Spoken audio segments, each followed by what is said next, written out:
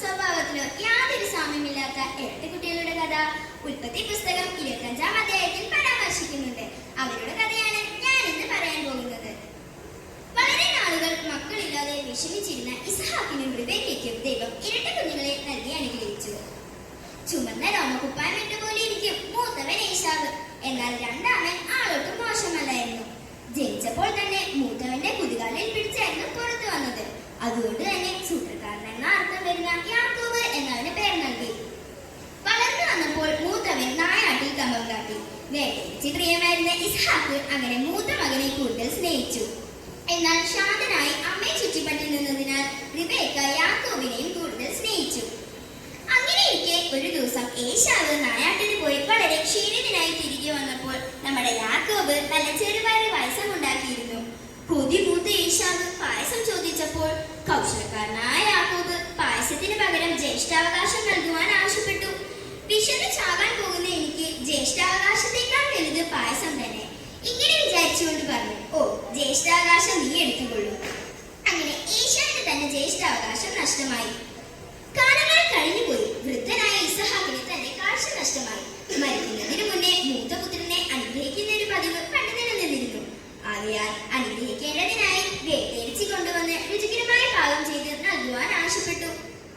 ഏശാവ് വേട്ടയ്ക്ക് പോയ തക്കം നോക്കി റിബേക്കയും യാക്കോബും ചേർന്ന് രണ്ട് ആട്ടുകുഞ്ഞുങ്ങളെ കൊന്ന് പാകം ചെയ്ത് ഏശാവിന്റെ വസ്ത്രം ധരിച്ച് സൂത്രക്കാരനായ യാക്കോബിനെ അപ്പന്റെ അടുത്തേക്ക് പറഞ്ഞയച്ചു.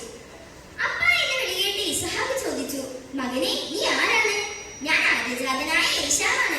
ശബ്ദം യാക്കോബിന്റേത് പോലെയുണ്ടല്ലോ. നീ ഇന്ന് വന്നേ, ഞാനൊന്ന് തപ്പി നോക്കട്ടെ. മകനെ നീ ഏശാവ് തന്നെയോ? അതെ അപ്പ. നോക്കൂ, ഞാൻ കൊണ്ടുവന്ന മാംസവും മീനും കഴിച്ച് എന്നെ അനുഗ്രഹിക്കൂ.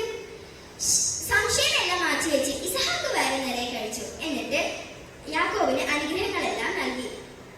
പക്ഷെ പാവം ഏശാവ് വേട്ടയാടി മടങ്ങി വന്ന് രുചികരമായ ഇറച്ചി പാകം ചെയ്ത് അപ്പന്റെ അടുത്തെത്തിയപ്പോഴാണ് താൻ വഞ്ചിക്കപ്പെട്ടിരിക്കുന്നത് എന്ന് സത്യം മനസ്സിലാക്കിയത്.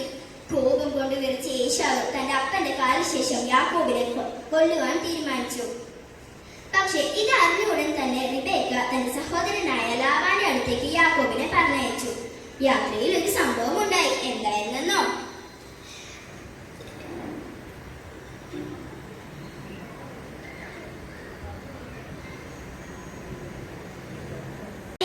യാക്കോബ് കിടന്നു തുടങ്ങി. ഉറക്കത്തിൽ ഒരു സ്വപ്നം കണ്ടു. എന്തായിരുന്നെന്നോ? ഭൂമിയിൽ നിന്നും സ്വർഗത്തോളം എത്തിയ ഒരു ഗോവണിയും അതിലൂടെ ദൈവദൂതൻ ഇറങ്ങുകയും കയറുകയും ചെയ്യുന്നത് കണ്ടു. ഏറ്റവും മുകളിൽ നിന്ന് ദൈവം യാക്കോബിനെ അനുഗ്രഹിക്കുന്നതായും കണ്ടു. ഞാൻ എപ്പോഴും നിന്റെ കൂടെ ഉണ്ടാവും. ഈ ദേശത്ത് നിന്ന് ഞാൻ നിന്നെ മടക്കി കൊണ്ടുവരും. നിന്റെ സന്താന പരമ്പരയിലൂടെ ഞാൻ ഈ ലോകത്തെ മുഴുവൻ അനുഗ്രഹിക്കും. പെട്ടെന്ന് ഞെട്ടി ഉണർന്നവൻ യഹോവ എവിടെയുണ്ട് എന്ന് പറഞ്ഞ് തലേണയായി വെച്ചിരുന്ന കല്ല് തൂണായി നാട്ടി ആ സ്ഥലത്തിന് ബെഥേൽ എന്ന് പേർ നൽകി. അങ്ങനെ അമ്മാവന്റെ വീട്ടിലെത്തി ആടുകളെല്ലാം മേയിച്ചു കഴിഞ്ഞ അവൻ വിവാഹം കഴിച്ച് ദൈവം അവന് മക്കളെയും ധാരാളം സമ്പത്തും നൽകി അനുഗ്രഹിച്ചു. അങ്ങനെ ഇരിക്കെ ഒരു ദിവസം അവൻ മടങ്ങി തന്റെ വീട്ടിലേക്ക് പോകുവാൻ തീരുമാനിച്ചു. മടക്കിയ യാത്രയിൽ ഒരു സംഭവം ഉണ്ടായി. എന്തായിരുന്നെന്നോ? രാത്രി മുഴുവൻ അവനൊരു മനുഷ്യനുമായി മല്ലിടേണ്ടതായി വന്നു. എന്നെ വിടൂ, ഞാൻ പോകട്ടെ എന്ന് പറഞ്ഞ ആ മനുഷ്യനോട് എന്നെ അനുഗ്രഹിച്ചല്ലാതെ ഞാൻ വിടുകയില്ലെന്ന് പറഞ്ഞു. നിന്റെ പേരെന്താണ്? യാക്കോബ് എന്ന് പറഞ്ഞപ്പോൾ, നീ ദൈവത്തോടും മനുഷ്യരോടും മല്ലിട്ടതിനാൽ നിന്റെ പേര് യാക്കോബ് എന്നല്ല ഇസ്രായേൽ എന്നാകുമെന്ന് പറഞ്ഞ് യാക്കോബിനെ അനുഗ്രഹിച്ചു. അയ്യോ, ഞാൻ ദൈവത്തെ മുഖാമുഖം കണ്ടിട്ടും മരിച്ചില്ലല്ലോ എന്ന് പറഞ്ഞ് ആ സ്ഥലത്തിന് പെനിയേൽ എന്ന് പേർ നൽകി. അങ്ങനെ അന്ന് തന്നെ ഏശാവും യാക്കോബും തമ്മിൽ കണ്ടുമുട്ടി. സന്തോഷത്തിൽ മതിമറന്നവർ ഏറെ നേരം സംസാരിച്ചു. കൂട്ടുകാരെ, നമ്മൾ പലരും യാക്കോബിനെ പോലെ കൗശലക്കാരനോ ബന്ധങ്ങൾക്ക് അകൽച്ച വരുത്തുന്നവരോ മറ്റുള്ളവരെ കബളിപ്പിക്കുന്നവരോ ആകാം. എന്നാൽ ദൈവിക ഇടപെടലിലൂടെ ശത്രുക്കൾ മിത്രങ്ങളായി തീരുന്നു, ചിതറിയേക്ക് ചേർക്കപ്പെടുന്നു. ഇത്രയും പറഞ്ഞുകൊണ്ട് എന്റെ കൊച്ചു കഥ ഞാനിവിടെ അവസാനിപ്പിക്കുന്നു. നന്ദി, നമസ്കാരം.